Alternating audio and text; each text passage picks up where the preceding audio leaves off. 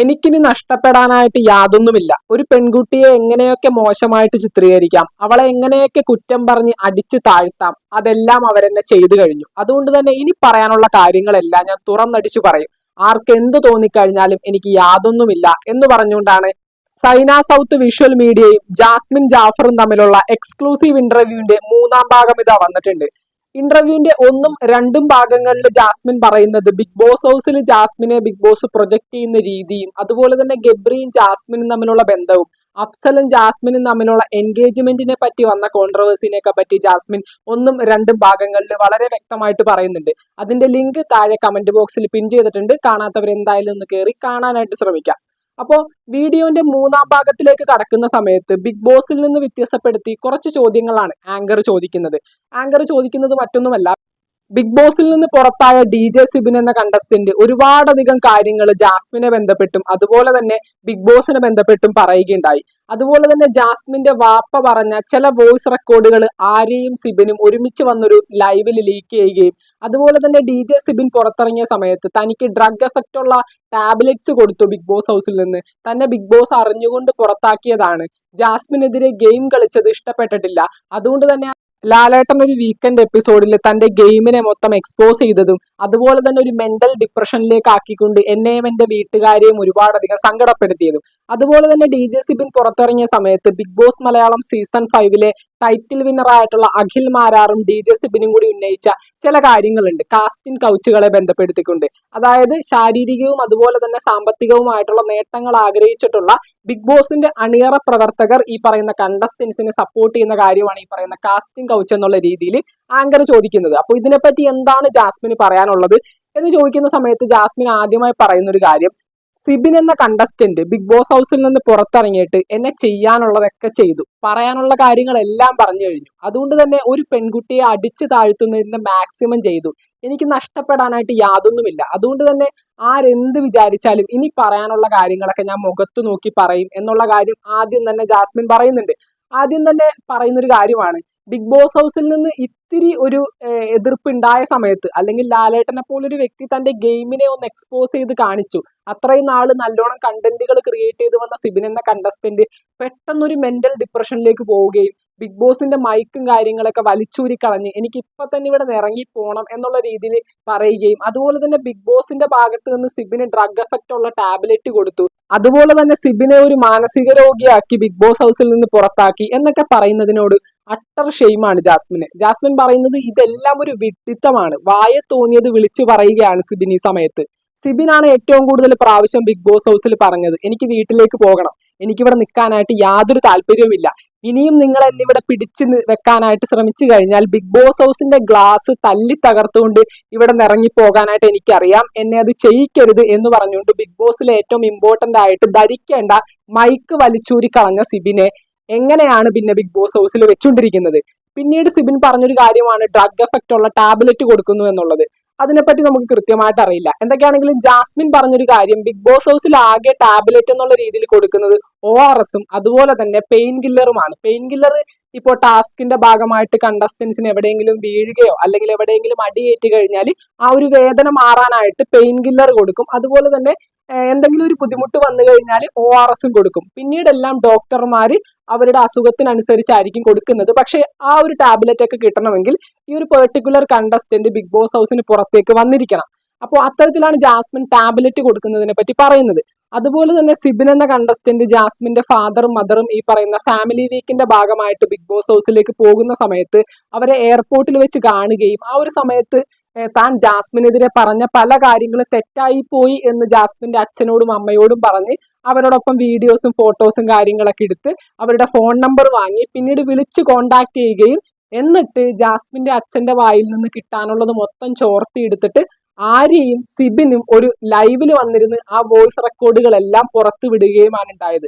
ഇതൊക്കെ വളരെ മോശമായിട്ടുള്ളൊരു ചെയ്തിയാണ്. ഇതിനൊക്കെ ശേഷം സിബിൻ ഒരു പാർട്ടി കണ്ടക്ട് ചെയ്തു. ജിൻഡോയും സിജോയും എല്ലാവരും പങ്കെടുത്തൊരു പാർട്ടിയായിരുന്നു. ആ പാർട്ടിയിലേക്ക് എന്നെ വിളിക്കാനായിട്ട് എന്റെ നമ്പർ അന്വേഷിച്ചു വന്നു. ആ ഒരു സമയത്ത് ഞാൻ റസ്മിനോട് പറഞ്ഞൊരു കാര്യമാണ്, എന്റെ നമ്പർ സിബിന് കൊടുക്കണ്ട. എന്തിനാണ് കൊടുക്കുന്നത്? അയാൾക്ക് നാണമാവില്ല എന്നെ വിളിക്കാനായിട്ട്. ഇത്രയും മോശം പരിപാടി എന്നോടും എന്റെ വീട്ടുകാരോടും ചെയ്തിട്ട് പിന്നെ എന്തർത്ഥത്തിലാണ് ആ ഒരു പാർട്ടിക്ക് എന്നെ ഇൻവൈറ്റ് ചെയ്യാനായിട്ട് സിബിന് തോന്നിയത് എന്നുള്ള രീതിയിൽ ജാസ്മിൻ പറഞ്ഞു എന്നൊക്കെയാണ് പറയുന്നത്. എന്തൊക്കെയാണെങ്കിലും ജാസ്മിന്റെ പുനർചരിത്രങ്ങൾ ഒരുപാട് ചകഞ്ഞെടുക്കാനായിട്ട് ഈ പറയുന്ന സിബിൻ എന്ന കണ്ടസ്റ്റന്റ് ശ്രമിച്ചിട്ടുള്ള കാര്യവും ജാസ്മിൻ ഈ ഒരു ഇന്റർവ്യൂവിൽ പറയുന്നുണ്ട്. മറ്റൊന്നുമല്ല, ജാസ്മിന് 10ാം ക്ലാസ്സിൽ ഒരു പ്രേമം ഉണ്ടായിരുന്നു. ആ പ്രേമം അവിടെ വെച്ചൊരു തേപ്പ് കിട്ടി പോവുകയും പിന്നീട് ജാസ്മിൻ +2 ഒരു പ്രണയം ഉണ്ടായിരുന്നു, കോളേജിൽ പഠിച്ചുകൊണ്ടിരിക്കുമ്പോഴും. അങ്ങനെയൊക്കെ ജാസ്മിന്റെ ആദ്യം മുതൽക്കേ ഉള്ള പ്രണയ ബന്ധങ്ങൾ ചെകഞ്ഞെടുക്കാനും അവരെയൊക്കെ പോയി കണ്ടുപിടിച്ച് അവർക്ക് ജാസ്മിനെ പറ്റി എന്താണ് പറയാനുള്ളത് എന്നൊക്കെ പറഞ്ഞിട്ട് ആ ഒരു വോയിസും വീഡിയോസും കാര്യങ്ങളൊക്കെ സോഷ്യൽ മീഡിയയിൽ എന്താണ് പുറത്തിറക്കുന്ന ഈ പറയുന്ന സിബിൻ എന്ന കണ്ടസ്റ്റന്റിന്റെ മനോഭാവം എന്താണെന്ന് പോലും എനിക്കറിയില്ല. അതുപോലെ തന്നെ ബിഗ് ബോസ് ഹൗസിൽ നിന്ന് മാനസിക രോഗിയായിട്ട് സിബിനെ ചിത്രീകരിച്ച് പുറത്താക്കി എന്നതിനെ പറ്റി പറയാനുള്ളത് ജാസ്മിനെ തന്നെ എക്സാമ്പിൾ ആക്കിയാണ് ജാസ്മിൻ പറയുന്നത്. മറ്റൊന്നുമല്ല, ചെറിയൊരു നെഗറ്റീവ് ടച്ച് ബിഗ് ബോസ് ഹൗസിൽ ഉണ്ടായപ്പോൾ തന്നെ ഇത്രയേറെ പേടിക്കുന്ന ഒരാളെയാണോ നിങ്ങൾ ഇത്ര വലിയ കണ്ടന്റ് ക്രിയേറ്റർ, ഇത്ര നല്ല ഗെയിമർ എന്നൊക്കെ പറയുന്നത്? ഏറ്റവും കൂടുതൽ ബിഗ് ബോസിന്റെ ഹിസ്റ്ററി തന്നെ ഒരുപാട് എതിർപ്പും ഒരുപാട് ഇഷ്ടക്കേടുകളും ഏറ്റുവാങ്ങിയ ഒരു കണ്ടസ്റ്റന്റ് ആണ് ഈ പറയുന്ന ജാസ്മിൻ ജാഫർ. എന്നിട്ട് എന്തുകൊണ്ടാണ് ഞാൻ ഇവിടെ നിന്ന് ഇറങ്ങി പോവാതിരുന്നത്? അതിനൊക്കെ തരണം ചെയ്ത് എന്റെ ഗെയിം കളിച്ച് ഞാനിവിടെ 100 ദിവസം നിന്ന് കംപ്ലീറ്റ് ചെയ്താണ് ഇറങ്ങിപ്പോകുന്നത്. ഈ സിബിൻ എന്ന കണ്ടസ്റ്റന്റിന് എന്ത് ന്യായമാണ് ഇതിനകത്തൊക്കെ ഉന്നയിക്കാനുള്ളത്?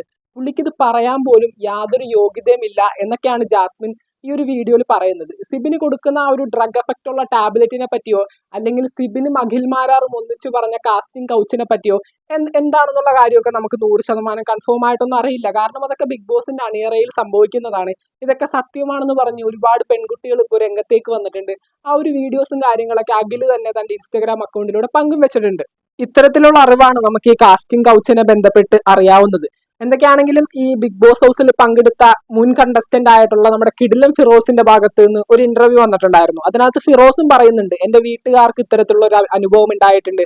സാമ്പത്തികമായിട്ട് ബിഗ് ബോസിലെ ചില അണിയറ പ്രവർത്തകരെ സന്തോഷിപ്പിക്കണം അല്ലെങ്കിൽ അവരെ സഹായിക്കണം എന്നുള്ള രീതിയിൽ തന്നെ വീട്ടിലേക്ക് വിളിച്ചിട്ടുണ്ടായിരുന്നു ബിഗ് ബോസ് ഹൗസിൽ കിടിലൻ ഫിറോസ് നിൽക്കുന്ന സമയത്ത്. അപ്പോൾ അത്തരത്തിലുള്ള അനുഭവമൊക്കെ എന്റെ വീട്ടുകാർക്ക് ഉണ്ടായി എന്നൊക്കെ പറഞ്ഞിട്ട് നമ്മുടെ കിടിലൻ ഫിറോസ് ഒക്കെ പറയുന്നുണ്ട്. അപ്പോൾ ഇത്തരത്തിലുള്ള ചില കാര്യങ്ങൾ മാത്രമാണ് നമ്മൾക്ക് ഈ കാസ്റ്റിംഗ് കൗച്ചിനെ ബന്ധപ്പെട്ട് അറിയുന്നത്. എന്തൊക്കെയാണെങ്കിലും ജാസ്മിൻ കാസ്റ്റിംഗ് കൗച്ചുകളെ പറ്റി അത്ര വ്യക്തമായിട്ടൊന്നും പറയുന്നില്ല. കാരണം തൊട്ട് കഴിഞ്ഞാൽ ആകെ മൊത്തം വഷളാവുന്ന ഒരു കേസാണ്. തൊട്ട് കഴിഞ്ഞാൽ പിന്നെ അതിനെപ്പറ്റി സംസാരിക്കണം, അതിന്റെ വാലുമ്മ കയറി പിടിച്ച് വീഡിയോസ് ഇടാൻ തുടങ്ങണം, പിന്നീടും കുറെ ഇന്റർവ്യൂകൾ കൊടുക്കാൻ തുടങ്ങണം. അപ്പൊ എന്തെങ്കിലുമൊക്കെ പറഞ്ഞു പോയി കഴിഞ്ഞാൽ പണി കിട്ടുമെന്നുള്ള കാര്യം കൃത്യമായിട്ട് ജാസ്മിൻ അറിയാം. അതുകൊണ്ട് തന്നെ ആ ഒരു വിഷയത്തിൽ അധികം ജാസ്മിൻ അങ്ങനെ കയ്യേറ്റം ചെയ്തില്ല. സിബിനെ പറ്റി പറയാനുള്ള കാര്യങ്ങൾ മൊത്തം പറഞ്ഞിട്ട് അവിടെ വെച്ച് ആ ഒരു കാര്യം അങ്ങ് അവസാനിപ്പിക്കുകയായിരുന്നു. കാരണം നമുക്കറിയാം അഖിൽമാരാർ ഒരു വീഡിയോയിൽ ചെറുതായിട്ട് ഈ ഒരു കാസ്റ്റിംഗ് കൗച്ചിനെ പറ്റി സൂചിപ്പിച്ചു. പിന്നീട് എന്താണ് ഉണ്ടായത്? 5-6 ഇന്റർവ്യൂ അഖിൽ കൊടുക്കേണ്ടി വന്നു. ഇഷ്ടംമാരെ വീഡിയോസ് ഇതിനോടനുബന്ധിച്ച് അഖിലിന്റെ ഇൻസ്റ്റഗ്രാം അക്കൗണ്ടിൽ അഖിൽ ചെയ്തു. കാരണം ഇതിനകത്തൊരു ക്ലാരിറ്റി വന്ന വരെയും പിന്നെ ഈ ഒരു കാര്യം നമ്മൾ വിട്ടുപോകില്ല. അതുകൊണ്ട് ഇതിൽ കയറി ജാസ്മിൻ അങ്ങനെ പിടിച്ചിട്ടില്ല. അത് വളരെ നല്ലൊരു ക്വാളിറ്റി ആയിട്ട് എനിക്ക് തോന്നി. ആവശ്യമില്ലാത്ത കാര്യത്തിൽ ഇടപെടാത്തതാണ് എപ്പോഴും നമുക്ക് വളരെ നല്ലൊരു കാര്യം എന്ന് പറയുന്നത്. പിന്നീട് നമ്മുടെ ഗബ്രി നമ്മുടെ ജാസ്മിന് ഫൈനലി ചെന്ന സമയത്ത്, അതായത് പഴയ കണ്ടസ്റ്റൻസ് റീ എൻട്രി ചെയ്ത് ബിഗ് ബോസ് ഹൗസിലേക്ക് വന്ന സമയത്ത് റസ്മിനും ഗബ്രിയും ജാസ്മിനും ഗാർഡൻ ഏരിയയിൽ ഇരിക്കുന്ന സമയത്ത് ഗബ്രി ഒരു പാട്ട് പാടി കൊടുക്കുന്നുണ്ട്. വളരെ മനോഹരമായിട്ട് ഗബ്രി പാട്ട് പാടുകയും ആ ഒരു പാട്ട് കേട്ടുകൊണ്ട് പല കാര്യങ്ങളും ആലോചിച്ച് സങ്കടപ്പെട്ടിരിക്കുന്ന ജാസ്മിനെയും നമ്മൾ ആ ഒരു എപ്പിസോഡിൽ കണ്ടതാണ്. അപ്പൊ നമ്മുടെ റസ്മിൻ പറയുന്നുണ്ട്, മതിയട ഗബ്രി മതി, നമ്മളിവിടെ വന്നത് എന്തിനാണ് എന്നൊക്കെ ചോദിച്ചിട്ട് റസ്മിൻ ദേഷ്യം കയറി അവിടെ എണീറ്റ് പോകുന്നത് നമ്മൾ കണ്ടിട്ടുണ്ട്. അപ്പോൾ ഇതിനെപ്പറ്റി റസ്മിനോട് ചോദിക്കുന്ന സമയത്ത്, അതായത് ഈ ഒരു ഇന്റർവ്യൂവിന്റെ പകുതിയോട് അടുക്കുന്ന സമയത്ത് റസ്മിനും കൂടി ആ ഒരു ഇന്റർവ്യൂവിൽ ജോയിൻ ചെയ്യുന്നുണ്ട്. റസ്മിൻ പറയുന്ന ഒരു കാര്യം, ബിഗ് ബോസ് ഹൗസിൽ ആ ഒരു സമയത്ത് വിജയിക്കാനായിട്ട് കൂടുതൽ സാധ്യതയുള്ള ഒരു കണ്ടസ്റ്റന്റ് ആണ് ജാസ്മിൻ. അതുകൊണ്ട് തന്നെ ബിഗ് ബോസ് ഹൗസിലേക്ക് റീ എൻട്രിയുടെ ഭാഗമായിട്ട് ഇവർ വരുന്ന സമയത്ത് ജാസ്മിനെ ഒന്നുകൂടി ഹാപ്പി ആക്കി വെക്കുകയാണ് വേണ്ടത്. അതായത് ജാസ്മിൻ ഒന്ന് ആക്റ്റീവ് ആവേണ്ട സമയമാണത്. ആ ഒരു സമയത്ത് ഗബ്രി ഇത്തരത്തിൽ കുറെ കാര്യങ്ങൾ പറയുകയും ബിഗ് ബോസ് ഹൗസിന് പുറത്തുള്ള കാര്യങ്ങൾ, അതായത് ജാസ്മിനെ ചതിച്ച ചില കൂട്ടുകാരുടെ കാര്യവും, നീ ഒരുപാട് വിശ്വസിച്ച ആൾക്കാർ പുറത്ത് നിനക്ക് പണി തന്നു എന്നൊക്കെ പറഞ്ഞിട്ട് ജാസ്മിനെ ഒന്ന് എക്സ്പോസ് ചെയ്യുകയും അതിനോടനുബന്ധിച്ച് ഈ ഒരു പാട്ടും പാടിക്കൊടുത്ത് ജാസ്മിനെ കരയിപ്പിക്കുകയൊക്കെ ചെയ്തപ്പോൾ തീർച്ചയായിട്ടും റസ്മിൻ എന്ന ജാസ്മിന്റെ കൂട്ടുകാരിക്ക് ശരിക്കും അതങ്ങ് പൊളിഞ്ഞു. അതാണ് പറഞ്ഞത്, ഗബ്രി മിണ്ടാതിരിക്കടാ, മതിയടാ, അതാണ് അവിടെ ഉണ്ടായത് എന്നാണ് ഈ പറയുന്ന റസ്മിൻ പറയുന്നത്. ഈ ബിഗ് ബോസ് ഹൗസിൽ ജനങ്ങൾക്ക് ഇഷ്ടമല്ലാത്ത രീതിയിൽ ജാസ്മിനും ഗബ്രിയും ഒരുമിച്ചിരിക്കുന്നതും ഇത്തരത്തിൽ സംസാരിക്കുന്നതും പേഴ്സണലി എനിക്ക് താല്പര്യമില്ലെന്നും റസ്മിൻ കൂട്ടിച്ചേർക്കുന്നുണ്ട്. അപ്പൊ ഇത്രയൊക്കെയാണ് ജാസ്മിന്റെ ഈ ഒരു 3ാം ഭാഗം ഇന്റർവ്യൂവിൽ വന്നിരിക്കുന്നത്. ഇനി ഇതിനൊരു 4ാം ഭാഗം ഉണ്ടോ എന്ന് എനിക്കറിയില്ല. ബിഗ് ബോസിലെ പല കാര്യങ്ങളും ജാസ്മിനെ ബിഗ് ബോസ് പ്രൊജക്ട് ചെയ്യുന്നതും ഗബ്രി ജാസ്മിൻ ബന്ധം, ജാസ്മിന്റെ എൻഗേജ്മെന്റ് കഴിഞ്ഞു, വളരെ വലിയൊരു ചോദ്യമായിരുന്നു അത്. കാസ്റ്റിംഗ് കൗച്ച്, എല്ലാത്തിനെയും പറ്റിയും ഇപ്പൊ ജാസ്മിൻ സംസാരിച്ചു കഴിഞ്ഞു. ഇനി ഇതിനൊരു 4ാം ഭാഗം ഉണ്ടാകുമെന്ന് എനിക്ക് തോന്നുന്നില്ല. പല കാര്യങ്ങളും ജാസ്മിൻ ബിഗ് ബോസിനെ ബന്ധപ്പെട്ട് സംസാരിച്ചു. ഒരുപാട് നാളായിട്ട് കാത്തിരിക്കുകയാണ് ജാസ്മിൻ ജാഫറിന്റെ ഒരു ഇന്റർവ്യൂവിന് വേണ്ടി. കാരണം ജാസ്മിനോട് സംസാരിക്കാനായിട്ടാണ് എല്ലാ ഇന്റർവ്യൂവർമാരും കാത്തിരിക്കുന്നത്. കാരണം എല്ലാ ചാനലുകളും ഒരുപോലെ ജാസ്മിനെ ബന്ധപ്പെട്ടിട്ടുണ്ടായിരുന്നു. നമുക്കറിയുന്ന അറിവ് വെച്ചിട്ട് Variety Media, Milestone Makers, Behind the Wood, Saina South, എല്ലാവരും ജാസ്മിനെ ഇന്റർവ്യൂവിന് വേണ്ടി കോണ്ടാക്ട് ചെയ്തു. ജാസ്മിൻ പറഞ്ഞത് ഒരേ ഒരു കാര്യമാണ്, ഞാൻ ബിഗ് ബോസ് ഹൗസിൽ നിന്ന സമയത്ത് എന്നെ ഒരുപാട് മാനിപ്പുലേറ്റ് ചെയ്ത് ഒരുപാട് അങ്ങ് വിറ്റ് തിന്നതല്ലേ, ഇനി നിങ്ങൾക്ക് വിറ്റ് തിന്നാനായിട്ട് ഞാൻ നിന്ന് തന്നില്ല എന്ന് പറഞ്ഞിട്ടാണ് ബാക്കിയുള്ള എല്ലാ ഇന്റർവ്യൂ ആവശ്യപ്പെട്ട് വന്ന പല ചാനലുകളോടും ജാസ്മിൻ പറഞ്ഞത് ഇത്തരത്തിലാണ്. പക്ഷെ സൈന സൗത്ത് വന്ന സമയത്ത് ജാസ്മിന് ഒരു താല്പര്യം തോന്നി. വളരെ മാന്യമായിട്ടാണ് ആ ഒരു ആങ്കർ ഈ ചോദ്യങ്ങളെല്ലാം ചോദിക്കുന്നത്. അതുകൊണ്ട് തന്നെ വളരെ മാന്യമായിട്ട് ക്രിസ്റ്റൽ ക്ലിയർ ആയിട്ട് ജാസ്മിന്റെ ഉത്തരങ്ങൾ നമുക്ക് കിട്ടിയിട്ടുണ്ട്. ജാസ്മിനിൽ നിന്ന് അറിയണമെന്ന് ജനങ്ങൾ ആഗ്രഹിച്ച പല കാര്യങ്ങളും ഈ ഒരു 3 ഭാഗം ഇന്റർവ്യൂവിൽ നിന്ന് ജാസ്മിൻ പറഞ്ഞിട്ടുണ്ട്.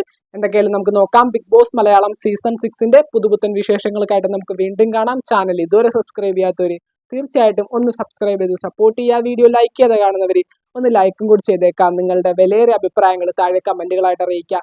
നമുക്ക് മറ്റൊരു വീഡിയോ കാണാം. താങ്ക്